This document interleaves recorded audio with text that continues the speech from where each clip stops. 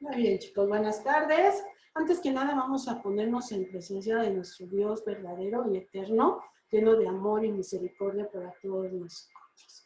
En este mes de María, agradeciéndole a Dios la vida, la alegría de volvernos a ver físicamente en un ya muy corto tiempo.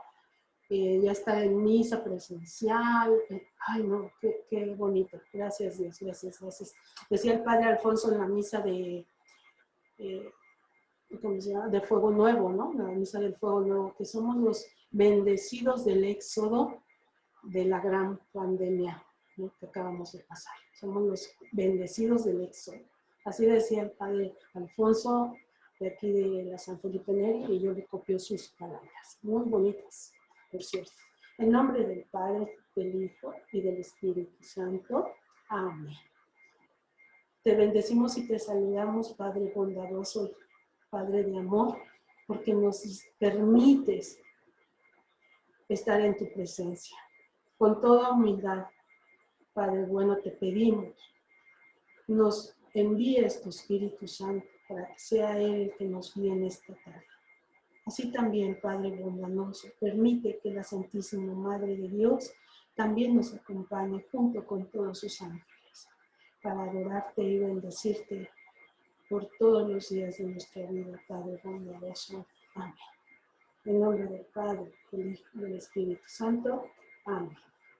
Ok, chicos, pues voy a compartir pantalla. El tema de hoy, vamos a empezar el tema, según nuestro calendario, pues vamos aquí. En la clase pasada vimos monarquía y los profetas, ¿sí? Hoy nos toca el capítulo 7, los evangelios. Ahí vamos, capítulo 7, evangelios. Bueno, aquí estamos. Ya pasamos el Antiguo Testamento. Ya vimos los libros que lo conforman, los años de conformación, etc. Ahora vamos a hablar del gran acontecimiento, los evangelios.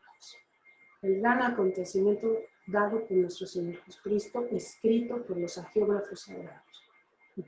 En eso estamos. Bueno, pues como ustedes saben, existen 4 evangelios.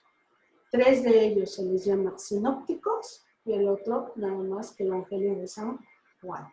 ¿Sale? Vamos a ver. Bueno, ¿qué es evangelio? Evangelio en griego, palabra griega, evangelio, significa la buena nueva.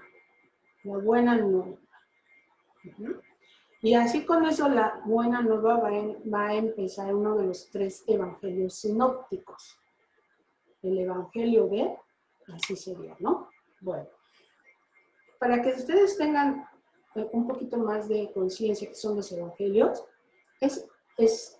nos hablan de nuestro Señor Jesucristo, su paso en la tierra, milagros, un poquito de su vida, palabras, enseñanzas, etcétera, todo lo que nuestro Señor Jesucristo hizo a su paso de la tierra. Pero ¿qué da pie a que ellos escriban? Pues el gran acontecimiento, la resurrección. A partir de la resurrección, ellos se dan cuenta quién es Jesús. Hasta la resurrección, ellos declaran que era el Hijo de Dios. Ese hombre que los acompañó era el Hijo de Dios. Así lo declaran. Y a través de ese gran acontecimiento de la resurrección va a nacer la iglesia primitiva. Ahí. Bueno, entonces Jesús no escribe absolutamente nada. Él se dedica a caminar entre nosotros, a dar testimonio del reino, a hablar de su Padre, a enseñarnos cómo tenemos que estar junto a su Padre, cómo vamos a caminar con Él, cómo Él nos perdona, nos ayuda, nos acoge, etc. Él nos reconoce hijos de Dios, a todos, a todos. A eso vino Jesús, a mostrarnos al Dios verdadero, no un Dios lleno de leyes, de exclusiones porque no cumplo con una ley, etc. No, Dios está con cada uno de sus hijos. Ahí. Bueno, pues la vida y obra de Jesús, les decía, quedó escrita en los evangelios, en estos 4 evangelios. Mateo, Marcos, Lucas y Juan. Ahí quedó escrito. Son escritos canónicos. Primero fue una tradición oral. Se hablaba de los grandes acontecimientos, se transmitió de la vida de la forma oral. Esa tradición oral surge después de la resurrección de nuestro Señor Jesucristo. Esa tradición oral. Entonces, si vemos el Evangelio, se escribió de atrás para adelante. Porque primero se da el gran acontecimiento de la resurrección, y ellos empiezan a identificar los actos y obras de nuestro Señor y los empiezan a plasmar conforme ellos se van acordando, hasta llegar a un escrito cronológico, pero no totalmente, porque los hechos ya pasaron y no se acordan, no es un texto histórico como tal, ¿no? Sino se van a recoger las tradiciones orales y se tratarán de poner en orden. Mas no es un orden del 1, 2, 3, no, de ninguna manera, ¿vale? ¿Quiénes los escriben? Pues los primeros cristianos que se transmitieron estas tradiciones. Ellos los escriben. Y después escriben en diferentes tiempos y lugares. ¿Por qué? Porque acuérdense que viene la persecución de parte de los romanos, tanto para judíos como para cristianos. Entonces corren. Y esta transmisión oral se fue dando dependiendo en qué lugar se estaban habitando, se estaban estableciendo los cristianos, los nacientes cristianos. Están naciendo en la iglesia primitiva. Muy bien. Bueno, entonces ya dijimos que evangelio significa la buena nueva. Eso significa evangelio. Y tenemos 4 evangelios. Marcos, Mateo, Lucas y Juan. O sea, 4 diferentes escritores sagrados, geógrafos, que nos van a compartir esas transmisiones orales, esos acontecimientos, según su perspectiva, su vivencia y en donde se encuentran, pero también hacia quién están escribiendo. Es como ellos van a escribir. Si me voy a dirigir a un griego, si me voy a dirigir a un pagano, a un judío o a un cristiano naciente, hacia quién me estoy dirigiendo es como yo voy a escribir mi evangelio, mi libro. Eso es. Bueno. Les decía yo, existen 3 evangelios sinópticos. ¿Por qué sinóptico? El vocablo sinopsis, sinóptico viene del vocablo sinopsis, que quiere decir mirada en conjunto.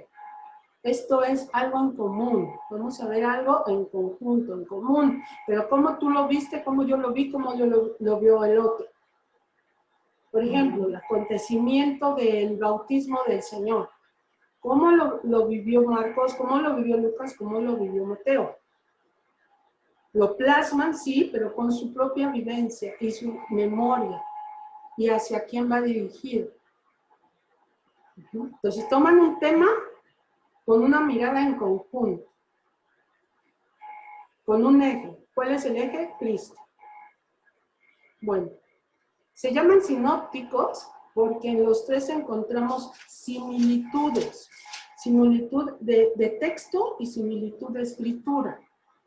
No es igual, pero es muy similar. Es por eso que se escogen como evangelios canónicos. Porque son muy similares. O sea, sí están hablando del mismo suceso y no rompen el suceso. ¿Sí? Tal vez le están agregando un personaje más, pero porque el otro lo está viendo. A lo mejor Mateo no vio el personaje que vio Marcos. O a Lucas no le dijeron de ese personaje, entonces no lo pone, pero Marcos sí lo pone, etc. Pero en sí el mensaje es el mismo. Es exactamente el mismo. Por ejemplo, Jesús sana a un leproso. Ese texto lo vamos a encontrar en Mateo, en Lucas y en Marcos. Jesús sana a un leproso. Entonces ya lo están viendo los tres desde la misma mirada. ¿Cuál es la mirada? El milagro de curación del leproso. ¿Cómo lo va a manejar cada escritor sagrado? Dependiendo, les vuelvo a repetir, su contexto de vida, de tiempo y de visión. Pero cumpliendo con el milagro. ¿Vale? Muy bien. La mayoría de los acontecimientos son los mismos. Sí, nos van a hablar del leproso, nos van a hablar, por ejemplo, la comida con los pecadores que está en Mateo y en Lucas y en Marcos. El manejo del ayuno, que también lo vamos a encontrar en Mateo, en Lucas y en Marcos. Y así acontecimientos. No voy a hacer una lista, ¿no? Las parábolas, por ejemplo. Las parábolas las vamos a encontrar en los 13 evangelios sinópticos. El mismo hecho, pero los mismos acontecimientos, pero visto con la óptica de cada agiógrafo santo, que no rompe definitivamente el mensaje. Muy bien, entonces dijimos, existen 3 evangelios sinópticos y el gran evangelio teológico, que es Juan. Vamos a empezar. Marcos, escrito en el año 60-70 después de Cristo. ¿Hacia quién va dirigido? Hacia los paganos convertidos al cristianismo. ¿Quiénes eran los paganos? Pues las personas que no eran judías y que vivían fuera de las ciudades importantes, en los campos. Ellos eran los paganos. Pero va escrito a esos paganos que se están convirtiendo al cristianismo. ¿Cómo se están convirtiendo? Por medio del bautismo. Por medio del bautismo. Plantea el tema de la identidad de Jesús y el discipulado. Marcos nos va a plantear la identidad de Jesús y el discipulado. Para ello les voy a pedir que abran sus Sagradas Escrituras en Marcos capítulo 1.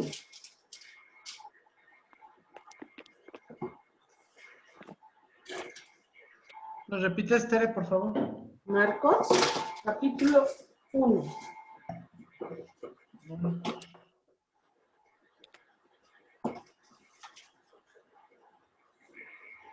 Y nos va a abordar el tema del discipulado.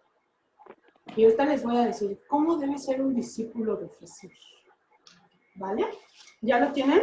Marcos capítulo 1, versículo 1. Pati. Prólogo. Comienzo de la buena noticia de Jesucristo, el Hijo de Dios. Hasta ahí. Juan, cámbiale el nombre, buena noticia. ¿Cómo decía? ¿Cómo diría? Comienzo del Evangelio de Jesucristo. Exactamente. ¿Vieron? Comienzo del Evangelio de Jesucristo. Entonces, los 4 evangelios son las buenas noticias de Jesucristo. Eso sería. ¿Sale? Buena noticia de Jesucristo, el Mesías, Hijo de Dios. Así comienza, hermanos. Muy bonito. Te voy a platicar las buenas noticias de Jesucristo. Y ya le da el título, Hijo de Dios.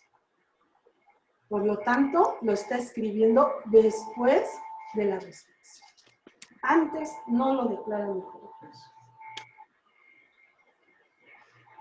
El único que lo reconoce Hijo de Dios es Pedro. Y Jesús le dice, Eso te lo reveló de ahí arriba. ajá, pero no lo digas, Señor, porque no ha llegado mi tiempo. Si él se autodeclarara hijo de Dios o lo demara, lo matan, porque es blasfemia. Es blasfemia para los judíos. Pensamiento semita. ¿De acuerdo? Entonces nos dice aquí que plantea el tema de la identidad de Jesús y el discipulado. Entonces aquí ya nos está revelando la identidad de Jesús en el primer versículo. ¿Quién es Jesús? Y para ser discípulo de Jesús, nos está marcando 3 pasos en el mismo evangelio. Les pido de favor, capítulo 1, versículo del 9 al 11. Braulio, estamos en Marcos. Capítulo 1, versículo del 9 al 11. Marcos, capítulo 9, ajá. Ajá. Por aquel entonces vino Jesús desde Nazaret de Galilea y fue bautizado por Juan en el Jordán. En cuanto salió del agua, vio que los cielos se rasgaban y que el Espíritu, en forma de paloma, bajaba sobre él. Entonces se oyó una voz que venía de los cielos. Tú eres mi Hijo amado, en ti me complazco. Así es. Fíjense, en este simple versículo, bueno, Juan el Bautista, previo en el contexto del versículo, Juan el Bautista está invitando a la conversión.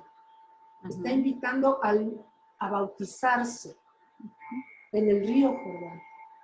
Jesús, poniendo el ejemplo de esa conversión, de esa invitación al reino de Dios, porque Juan está diciendo, conviértase, porque detrás de mí, dice, viene quien es más fuerte que yo. Yo los bautizo con agua, pero Él los bautizará con el Espíritu Santo. Entonces, Jesús está cumpliendo con la invitación hecha por el profeta Juan el Bautista para empezar a compartir esa invitación a entrar al reino de Dios. ¿Por medio de qué? Del arrepentimiento y la conversión. Entonces, ¿qué debe de ser un discípulo? Arrepentirse y convertirse. Paso número 1.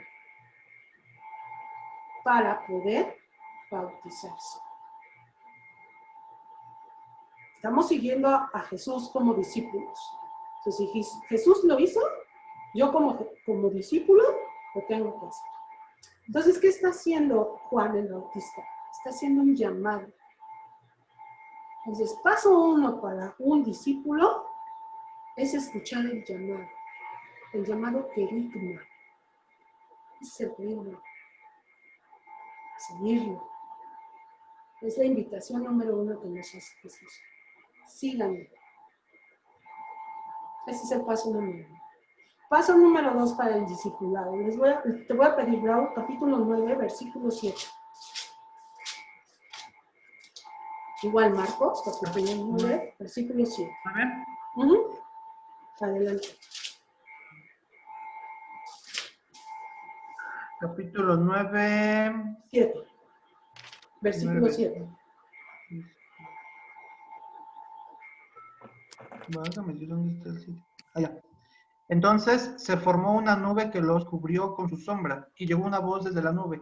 Este es mi Hijo amado, escuchadle. Al momento miraron alrededor y ya no vieron a nadie más que a Jesús con ellos. Hasta ahí. Nada más era un versículo. 7. Entonces, Perdón. segundo mandato para el seguimiento, escucharlo. El discípulo debe escuchar al maestro. Y el maestro es Jesús. Es mandato de Yahvé. Este es mi Hijo bien amado. Escúchenlo. Entonces el discípulo debe escuchar a Jesús. Entonces ya vimos el primer momento, seguirlo. Seguir los pasos que él está haciendo. Número 2, el discípulo debe escuchar al maestro. Escucha a Jesús. Un tercer paso. Capítulo 14, versículo del 32 al 42. Tú mismo, Raúl. Versículo 14. Ajá. Dime. 32 al 42. 32 al 42. Fueron a una propiedad llamada Getsemaní y dijo a sus discípulos: Sentaos aquí mientras yo hago oración. Tomó consigo a Pedro, Santiago y Juan y comenzó a sentir pavor y angustia. Les dijo entonces: Mi alma está triste hasta el punto de morir. Quedaos aquí y velad. Él se adelantó un poco, cayó en tierra y suplicaba que, a ser posible, pasara de él aquella hora. Decía: Abba, Padre, todo es posible para ti. Aparte de mí esta copa, pero no sea lo que yo quiero, sino lo que quieres tú.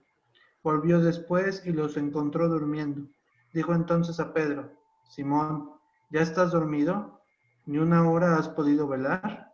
Velad y orad, para que no caigáis en tentación. El espíritu está pronto, pero la carne es débil. Y alejándose de nuevo, oró, diciendo las mismas palabras. Volvió otra vez y los encontró durmiendo, pues sus ojos estaban cargados. Ellos no sabían qué contestarle.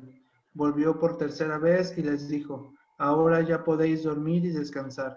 Basta ya, llegó la hora. Sabed que el Hijo del Hombre va a ser entregado en manos de los pecadores. Levantaos, vámonos, mirad, el que me va a entregar está cerca. Palabra de Dios. Fíjense, ¿cuál es el tercer mandato para el discípulo de parte de Jesús? Velad y orad. Orar y Velar. velar. Velar no es que estemos todas las noches, no, velar es ver, atentos, Atentos. estar atentos a los acontecimientos que están a nuestro alrededor, para que no nos agarre la angustia, para que no nos agarren improvisados. Tenemos que estar atentos a los acontecimientos. ¿Y cómo estamos atentos? Por medio de la oración. ¿Ok? Fíjense, entonces el discípulo en este evangelio nos invita primeramente a la conversión, ¿sí? Al arrepentimiento, para poder seguirlo, escucharlo, y en esa perseverancia del discípulo, orar y velar. De eso nos habla Marcos, del discipulado de Jesús. De eso nos habla. Es hermoso. Díganme, ¿alguna duda hasta aquí? ¿El segundo mandato? ¿Cuál fue el segundo mandato y en qué capítulo está? Ok. Escuchar al maestro, Marcos 9, versículo 7. Capítulo 7, 9, versículo 7. Ahí está. Sarita, no se preocupe, va a quedar, ya está grabada la clase, Sarita. Muchas gracias. Capítulo 9, Sarita. Sí. Capítulo 9, versículo 7. Muchas gracias. A ver, les voy a dar las citas bíblicas.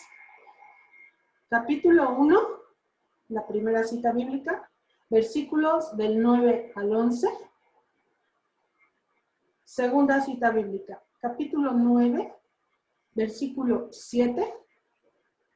Tercera cita bíblica, capítulo 14, versículos del 32 al 42. Todo esto del Evangelio de Marcos. ¿De acuerdo? ¿Vamos bien, chicos? ¿Del 37 al 42? Sí, Sarita. Sí, Sarita, está bien. De nada, Sarita. Del 32. 32, ¿no? 32 al 42. Sí, Del 32 al 42. Gracias. Sí, Sarita. De nada, Sarita, un gusto. Muy bien, voy a seguir. Hasta aquí, chicos. ¿Alguna duda de lo que estamos platicando? ¿No? Muy bien, voy a seguir compartiendo pantalla. Ahora nos vamos al Evangelio de Mateo. Escrito del año 80-90 aproximadamente. Acuérdense, no sabemos exactamente la fecha, porque no hay una fecha escrita. Ellos escribían, punto, se acabó. ¿Qué nos han dado los acontecimientos? Pues los historiadores. Uno, Y otro, pues los estudios a los muy pocos escritos que hay, ¿no? Los estudios ya con el carbono, etcétera, ¿no? Bueno, Mateo escrito en el 80-90 después de Cristo, pues, fíjense bien, ya los acontecimientos ya pasaron. Estamos escribiendo memorias de tradiciones orales, y ahorita lo vamos a ver cómo. Destinatarios a judíos. Este libro está destinado a judíos, por lo tanto va a estar plagado de ritos, de cosas, de tradiciones, etcétera, ¿no? Judíos. Pero judíos convertidos al cristianismo.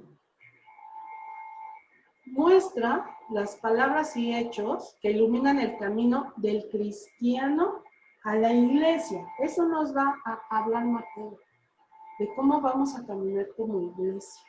Un poquito, no tanto como Hechos de los Apóstoles, pero sí Mateo nos va a hablar un poquito de eso. Vamos a ver cómo empieza Mateo, por favor. Mateo capítulo 1.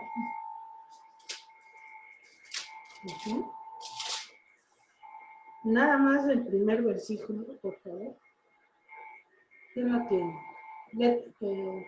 Yo lo tengo si quiere. Ok, Yani, adelante, Mateo, por favor. Sí. Libro de la generación de Jesucristo, hijo de David, hijo de Abraham. Fíjense, va para judíos. Por lo tanto, tengo que hablar del judaísmo. Tengo que hablar del Antiguo Testamento. Entonces está diciendo, hijo del rey David, del cual va a nacer el Mesías. Por lo tanto, Jesús es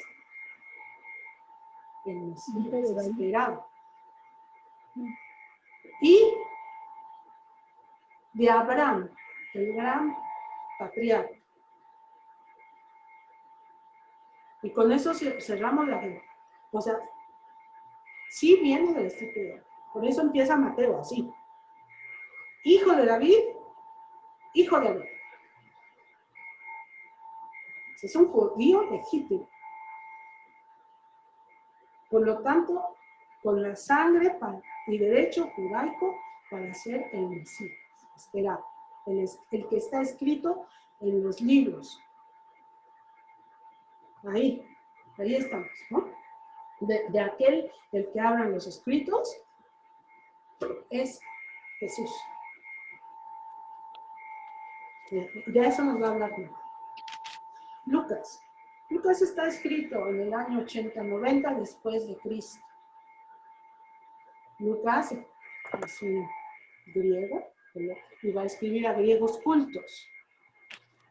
Lucas es un hombre preparado. Destinatarios, griegos cultos. ¿Qué hace Lucas? Pues presenta la historia de la salvación, la preparación, el culmen de Jesús, el tiempo de la misión. Eso es lo que va a hacer Lucas. Lucas no vivió los acontecimientos, pero convive con los que sí vivieron los acontecimientos. Lucas, discípulo de Pablo, conoce a todos los discípulos de nuestro Señor, incluyendo nuestro escrito, pero en los apócrifos, incluyendo a la Santísima Virgen. ¿Por qué? Porque es el único evangelio que habla de la anunciación.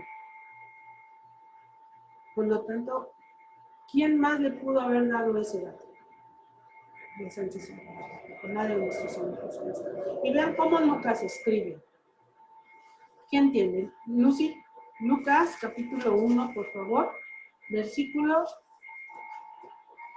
permítanme un momento, y se los doy, del 1 a 4.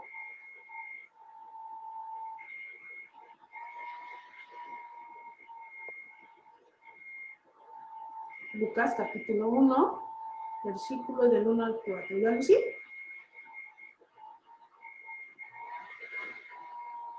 ¿Sí o no? Avi, ¿lo tienes? Yo lo tengo. ¿Quién? ¿Quién habló? Perdón. Sara Rodríguez habló. Sarita. Lucas 1, capítulo 1. Lucas 1, capítulo 1, versículo del 1 al 4. Dice, ya que Prólogo. prólogo.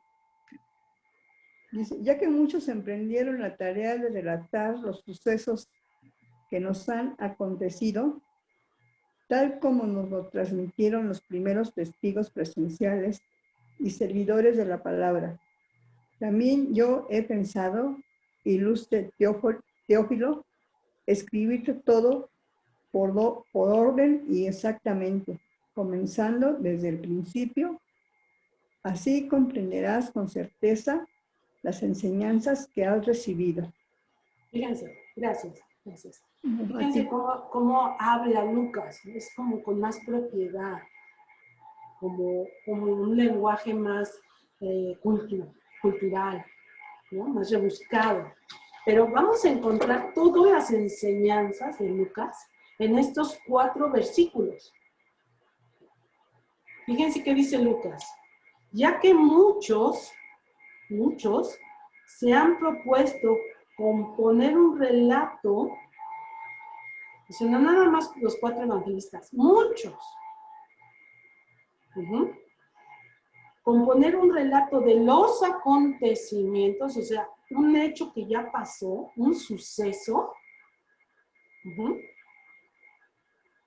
Esos acontecimientos que se han cumplido entre nosotros, o sea, ya anunciado.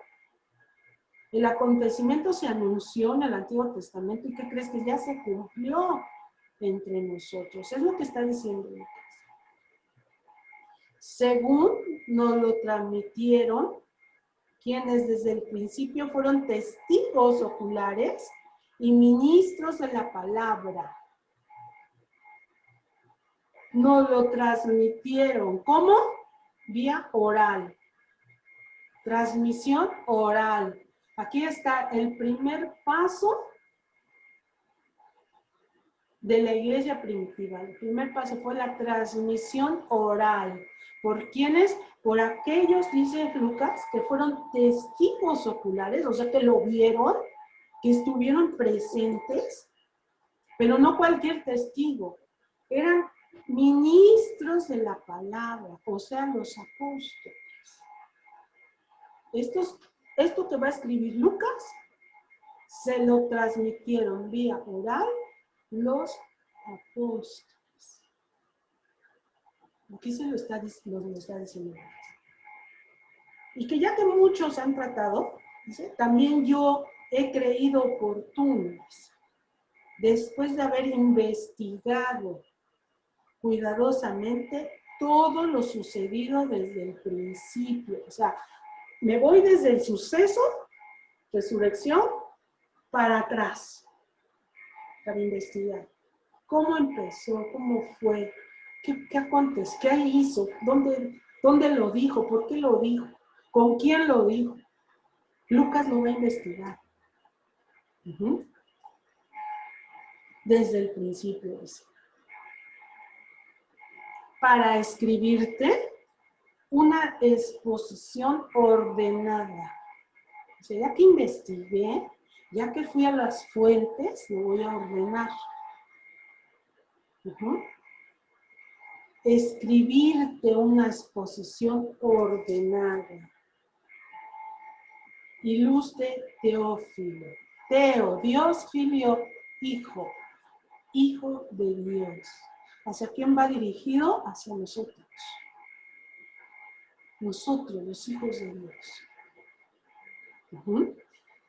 Para que llegues a comprender la autenticidad de las enseñanzas que has recibido. O sea, lo que yo voy a escribir es auténtico, porque me lo transmitieron los que lo vivieron, los que estuvieron en el acontecimiento. Esto es, Lucas no conoce a Jesús, pero conoce, según el Evangelio escrito por él, a los que fueron los testigos oculares de los acontecimientos. Este es Lucas, que escribe también Hechos de los Apóstoles. Porque él vive la iglesia naciente. Él camina con Pablo. Él está escribiendo. Es un griego culto. ¿Cómo vamos, chicos? ¿Vamos bien? Excelente, excelente, excelente. Ahora nos vamos con Juan. Juan no es un evangelio sinóptico. Ya se los dije por qué. Juan se cocina aparte. Juan es el evangelio teológico por excelencia. ¿Por qué? Porque Juan lo visualiza desde una perspectiva de la palabra de Dios, de que Jesús era el Hijo de Dios. Porque Juan está en diferentes acontecimientos en la transfiguración. A ver, díganme los acontecimientos donde está Juan, importantes. La transfiguración. Ajá, ¿otro? La crucifixión. La crucifixión, exactamente. ¿Otro? La oración en el huerto. El Señor del huerto. ¿Otra? Cuando van a buscar el cuerpo de Jesús en el sepulcro. Corre con Pedro, pero le gana, ¿no? Corre más rápido. Ajá. ¿Otra? Las bodas de Caná. No está escrito que él esté ahí, pero seguramente sí porque está en su evangelio. Muy bien, viajado el balón, sí, excelente. ¿Qué otra? Él es el que lo reconoce cuando, en la resurrección, cuando está asando los pescados. Es el maestro, dice. No, es el maestro, puede ser. Exactamente. ¿En qué otra? ¿En qué otro evento está Juan? Cuando Jesús le dijo que ahí tenía a su madre, que le entrega, que la madre de nuestra Santísima Madre. Sí. El hijo pródigo. Al pie de la cruz. Es el que acompaña a la Santísima Virgen. La lleva, que vea cómo están martirizando. Y la acompaña en todo momento con su madre. Exactamente. ¿Qué otro evento tenemos con Juan? Importante. Está en la última cena también. Cenáculo, por supuesto. Es el que se recarga, ¿no? Con Jesús. Ese gesto judío muy intenso que espero que algún día un expositor les explique. Muy bien. ¿Qué más? ¿Se acuerdan cuando le dice Pedro, y este? Sí. ¿Por qué no sigue? Y Jesús lo defiende, dice. ¿A ti qué? Sí, así que. ¿Y ¿No? te invité? Sí, exactamente. Si yo decido, le dice Jesús. Si yo decido que él esté hasta el final, siempre se va a estar hasta el final. ¿Qué pasó, Pedro, no? ¿Qué pasó, Pedro? Dígame, Sarita. Es el más amado de sus discípulos, tengo entendido. Que es el que más se nombra amado por los. Se nombra. ¿No? No hay una abertura total de parte de Jesús, pero seguramente sí tenía un cariño muy especial, puesto que le deja a su madre, ¿no? No a cualquiera. Solamente era muy un hermano, un familiar a quien se le dejaba a la mamá, desde el punto de vista judaico, ¿no? Claro. Muy bien. Y era el más joven, ¿no? Era el más joven. Era el más joven. Era un niño. Realmente, bueno, no quiero, dice mi maestro, no me quiero meter ahí. ¿No? Yo tampoco me meto. Muy bien, chicos. Pues, hablemos de Juan. Quiero hacer un comentario Sí, con diga, respecto a Juan. Sí, yo pertenezco a la Archicofradía del Sagrado Corazón de Jesús, y en la medalla que tenemos del Sagrado Corazón de Jesús, está la Virgen Santísima, está Juan y María Magdalena. En la medalla está grabado la medalla del Sagrado Corazón de Jesús en la Archicofradía. Nada más era eso. Bonito, qué bonito, muy bien. Es como la cruz de San Francisco, ¿no? Donde está también ese cuadro, ¿no? Dígame, Gina. No la conozco. Ok. Es de la misma temática, de la misma iconografía. Muy bien, entonces, Juan. escrito entre el 90 a 100, se me olvidó escribirlo ahí, destinatarios griegos convertidos al cristianismo. Y es una obra totalmente teológica. Para muchos teólogos, es el evangelio teológico por excelencia. Está lleno de teología. ¿Por qué? Porque simplemente reconoce desde un principio, desde ese gran prólogo, que Jesús estaba al principio. También se le conoce como el libro de los signos. De los signos y de los sellos. Así se le conoce también al Evangelio de Juan. El libro de los signos, porque nos habla de ciertos relatos, pero cada relato es un símbolo, un signo. Por ejemplo, en el capítulo 2, versículos del 1 al 11, el agua convertida en vino en las bodas de Caná. Es un signo, ¿sí?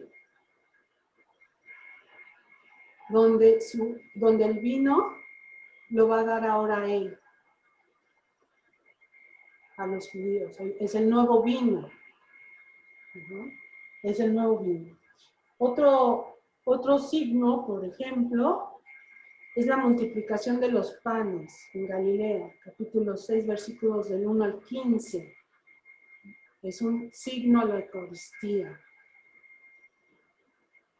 Entonces, el libro de Juan es llamado también el libro de los signos. El libro de Juan está dividido en 3 partes. En un prólogo, que es un himno al verbo hecho carne. Este himno es un himno que muchos lo llaman también como un credo juánico. Es un credo o un cántico que nació en la escuela de Juan. Es un texto agregado de la escuela de Juan. Después viene el libro de los signos, desde el capítulo 1, versículo 19, al capítulo 50, el libro de los signos. Y una tercera parte, el libro de la gloria, capítulo 13, versículo 1, al capítulo 20, versículo 31. Y una cuarta parte, el epílogo, capítulo 21, versículo del 1 al 25. Ese es el Evangelio de Juan, totalmente teológico. Vamos a leer el capítulo 1, versículo del 1 al 18, que es la primera parte de este gran libro, ¿no? El libro de los signos, que se le conoce también, ¿no? Bueno, es el prólogo. Fíjense cómo empieza Juan. Al principio ya existía la palabra. Desde ahí en la escuela de Juan está reconociendo a Jesús como el que estaba con Dios desde el Génesis, desde el principio, Bereshit. Ahí diría Bereshit, el principio, Bereshit, el Génesis. La palabra estaba junto a Dios y la palabra era Dios. O sea, Dios Padre, Dios Hijo, ambos dioses. Pero el Hijo de Dios, conocido como la palabra. ¿Por qué? Porque vino a comunicarnos. Por eso lo conocemos como la palabra. Y la palabra era Dios. Ya al principio ella estaba junto a Dios. Todo fue hecho por ella y sin ella no se hizo nada de en cuanto llegó a existir. En ella estaba la vida, Espíritu Santo. En ella estaba la vida. La vida es el Espíritu Santo. Y la vida era la luz de los hombres. Y la oscuridad no pudo sofocarla. Vino un hombre enviado por Dios que se llamaba Juan. Este vino como testigo para dar testimonio de la luz, a fin de que todos que creyeran por él, no era testimonio, a fin de que todos creyeran por él. No era él la luz, sino testigo de la luz. La palabra era la luz verdadera que con su venida al mundo ilumina a todo hombre. Estaba en el mundo, pero el mundo, aunque fue hecho por ella, no la reconoció. Vino a los suyos, pero los suyos no la recibieron. ¿A cuántos la recibieron? A todos aquellos que creen en su nombre, les dio capacidad para ser hijos de Dios. Estos son los que no nacen por vía de generación humana, ni porque el hombre lo desee, sino que nacen de Dios. Está hablando del bautismo. Y la palabra se hizo carne y habitó entre nosotros. Y hemos visto su gloria, la gloria propia del Hijo único del Padre, lleno de gracia y de verdad. Juan dio testimonio de él proclamando: este es aquel de quien yo dije, el que viene detrás de mí es superior a mí, porque existía antes que yo. En efecto, de su plenitud todos nosotros hemos recibido gracia y no gracia, porque la ley fue dada por medio de Moisés, pero la gracia y la verdad nos llegaron por medio de Cristo Jesús. A Dios nadie lo ha visto jamás. El Hijo único, que es Dios y que está en el seno del Padre, nos los ha dado a conocer.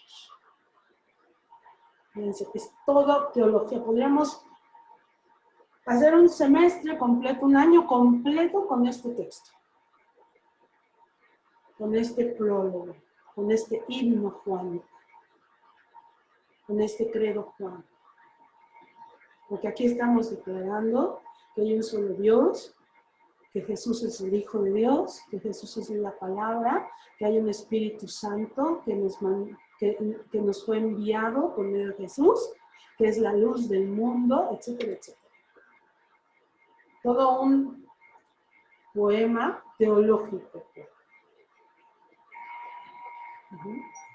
Y Juan nos va a revelar a Cristo Jesús por medio de signos, nos va a ir llevando de la manita. Es un evangelio que no se puede leer sin antes tener unos conocimientos previos, porque sí es muy denso en conocimientos, muy denso, pero no difícil, definitivamente. Vale. ¿Hasta aquí alguna pregunta, chicos? Entonces, tenemos 3 evangelios sinópticos, Mateo, Marcos, Lucas, que manejan los mismos temas, pero desde una perspectiva diferente, sin romper el mensaje. Y tenemos un evangelio teológico, que es Juan. Ambos textos, los 4 textos canónicos totalmente, que cumplen con las reglas. ¿Vale? ¿Algún comentario hasta aquí? Sí, diga. Mire, yo ya leí todos los evangelios que ahorita mencionó, todo. Entonces, yo cuando ya leí el de Juan, todos son los 3, como usted comentó ahorita, de Marco, Mateo y Juan, son muy similares, ¿no? Entonces, no, Mateo, Marcos y Lucas. Marcos, Mateo y Lucas, sí. No, Juan. Bueno, en ese orden los vimos ahorita, ¿no? Marcos, Mateo y Lucas, ¿sí? Pero entonces cuando yo leí Juan, cuando lo leí, se siente mucho yo sentí mucho el cambio, la lectura, lo que estaba leyendo, como que era más profundo todo lo que escribió yo lo sentí súper profundo, muy, muy, muy especial. No se lee igual que Marco, Mateo y Juan. Cuando yo leí Juan, y no lo leí una vez, lo leí varias veces, no el mismo momento, pero después y así que lo he leído. Yo cada vez que leo Juan, me salen las lágrimas, ¿no? Y no se puede, yo no lo puedo leer así de recorridito, ¿no? Tenía que ser pausas, no lo puedo leer así, corrido. De hecho, Gina, los evangelios no se leen de corrido. No. Tiene uno que ir brincando para adelante, para atrás, porque no es un libro de cronológico. No. Ese es a lo que veo. Es a lo que veo, pero cuando lees Juan tiene más profundidad, tiene más... No, para mí, yo cuando leí Juan, lo sentía más profundo, como más entregado, como más sentimiento, no sé, para mí es muy especial leer Juan, muy especial, no es así nomás por leer, no, es una profundidad muy fuerte para mí. Bien. Muchas gracias. Sí, Gina, definitivamente, para mí Lucas y Juan son mis preferidos, pero creo que aquí no, todos los evangelios tienen su sabiduría y su aporte para cada uno de nosotros. Muy bien, voy a compartir pantalla. Nuestro siguiente tema, Hechos de los Apóstoles, Iglesia Primitiva. Este es nuestro siguiente tema. Es un libro también escrito por Lucas, ¿sí? Es un libro que todo católico debe de leer. Hace muchos años, cuando yo iniciaba mi formación en las Sagradas Escrituras, el padre Guillermo Méndez, en una clase nos dijo, todo católico que no lee Hechos de los Apóstoles no conoce su iglesia. Y efectivamente, todo católico debe de leer Hechos de los Apóstoles como libro base y entender el nacimiento de los primeros mártires y el por qué murieron en nombre de la palabra de Jesús. Si no entendemos que nuestra iglesia está formada por sangre de los mártires, no conocemos nuestra iglesia. Entonces, este libro sí lo tienen que leer ustedes. No necesitan una gran guía, pero sí lo tienen que leer. Es un libro también escrito por Lucas. ¿De qué nos va a hablar? Hechos de los Apóstoles está datado del 80 al 90, igual que el Evangelio de Lucas, escrito por el mismo autor, Lucas, y nos va a hablar de la formación de la iglesia primitiva. ¿Cómo fue esa lucha de los primeros padres de la iglesia, de los apóstoles, de la iglesia apologista, le llaman ellos? Apologista porque viene de los apóstoles. Y de ahí vienen los primeros padres de la iglesia. San Ireneo, por ejemplo, siglo II. Nos va a hablar de la formación de la iglesia, cómo ellos lucharon para que la palabra de nuestro Señor se expandiera en todo el mundo. Cumplir con el mandato de nuestro Señor. Vayan y anuncien por todo el mundo la buena nueva. Pero no fue sencillo para ellos. Hubo persecuciones, matanzas, sacrificios, tanto de hombres como de mujeres. También las mujeres murieron y también fueron martirizadas.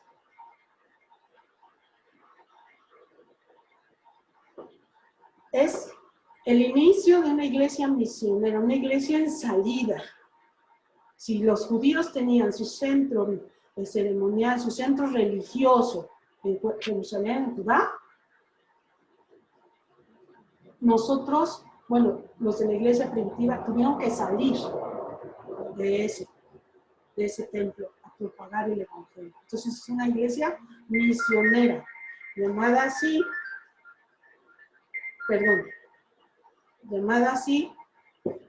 para dar testimonio del acontecimiento central de la salvación.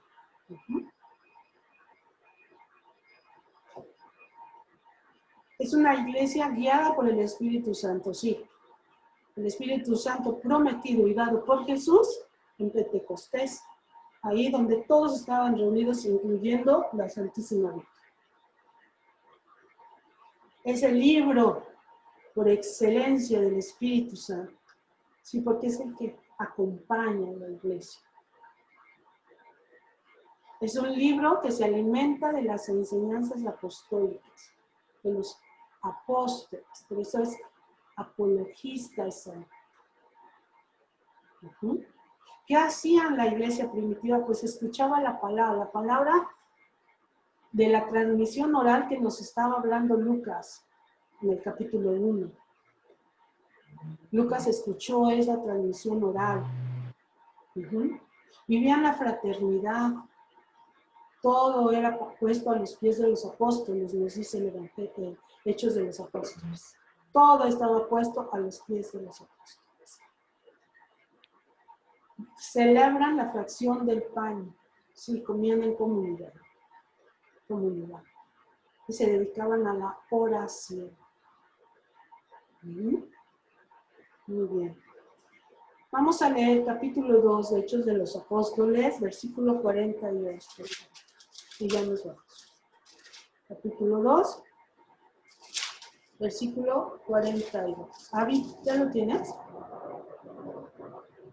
Voy, Terelos, aquí ya casi lo tengo. Ajá. Versículo, ¿qué me decías? 42. Ajá. Ok. Los discípulos asistían con perseverancia a la enseñanza de los apóstoles. Tenían sus bienes en común. Participaban en la fracción del pan y en las oraciones. Fíjense, aquí está. ¿Cómo era la iglesia primitiva? Pues escuchaban las enseñanzas de los apóstoles. Vivían unidos, participaban de la fracción del pan y de la oración.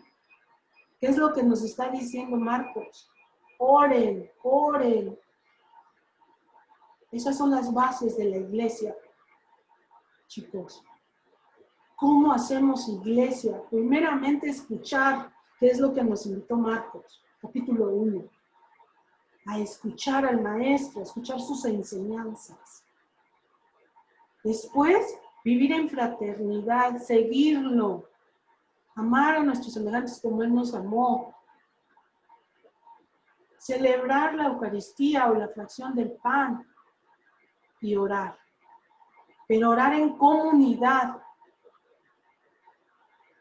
y para nuestros hermanos. Porque a veces oramos y yo te pido, no. Voy a pedir por mi enfermo. No, pidamos por todos los enfermos del mundo. Todos. Por todos los hijos del planeta, por todas las madres del planeta. Por la oración fraterna, comunitaria, no individual. Comunitaria, por favor, cambiemos nuestra oración por una oración fraterna, no egocéntrica. Voy a pedir por el trabajo para mi hijo. Pidamos por trabajo para todo mundo. No más para mi hijo, para todo el mundo. Claro, te lo pido especial por mi hijo, pero por todo el mundo. A eso se refiere. Es una iglesia que se expande. Comienza en Jerusalén, sí, pero de Jerusalén, ¡pum! Empiezan a correr porque viene la persecución. Y se van a Judea, Samaria y Antioquía. Hasta los confines del mundo. Como lo hizo Pablo. En internet van a encontrar ustedes los viajes de Pablo. Primer viaje, sale de Antioquía va a Chipre, Perge, etcétera, etcétera. Segundo viaje de Pablo, un poquito más extenso. Y el tercero y último viaje de Pablo. Cuando regresa de este viaje, lo están esperando para pasar. En el tercer viaje. Lo apresan y lo llevan. Se lo llevan preso. ¿Por qué? Por decir y defender la palabra de Dios. Esa es nuestra iglesia, chicos. En este libro, lean, amen su iglesia, defiendan su iglesia, pero sobre todo defiendan su fe. Defiéndanla. Es la iglesia que heredó Jesús a Pedro. Esa es la iglesia a la que ustedes pertenecen. Escuchen las enseñanzas de los apóstoles. ¿En dónde? En los evangelios. Escuchen la palabra, leyendo sus sagradas escrituras y yendo a misa. Vivan la fraternidad. Sean hermanos unos a otros. Celebren la Eucaristía, pero también cuando estamos comiendo. Y oren. Oren con perseverancia. Y estén alertas. Sean discípulos del Señor, como Él lo está pidiendo. 4 pasos del discipulado. Escuchar, seguir, orar. Los pasos del discípulo. Porque ustedes son Teófilo, el hijo amado. Ustedes son Juan. Escuchar, seguir, orar, ¿y cuál otro, perdón? Pati, mira. Me sacó de mi... Es que dijo primero 4 y luego ya mencionó 3, nada más. Perdóname. Escuchar, seguir y orar. Ajá. Era convertirse, ¿no? También. Pero antes sí, la invitación, Nos seguirlo. al carisma, ¿no? Seguirlo. Primero seguir, Primero seguir a Jesús, escucharlo. Y luego la oración. estar atentos y hacer oración. Estar atentos y hacer oración. ¿Sale? Eso es los pasos que debemos de seguir como discípulos de Dios. Como iglesia, vivir en fraternidad, compartir la Eucaristía, y escuchar la palabra de Dios en comunidad. Hechos de los Apóstoles. Un libro que deben de leer todos los católicos. ¿Vale? Nuestro próximo tema, cartas paulinas.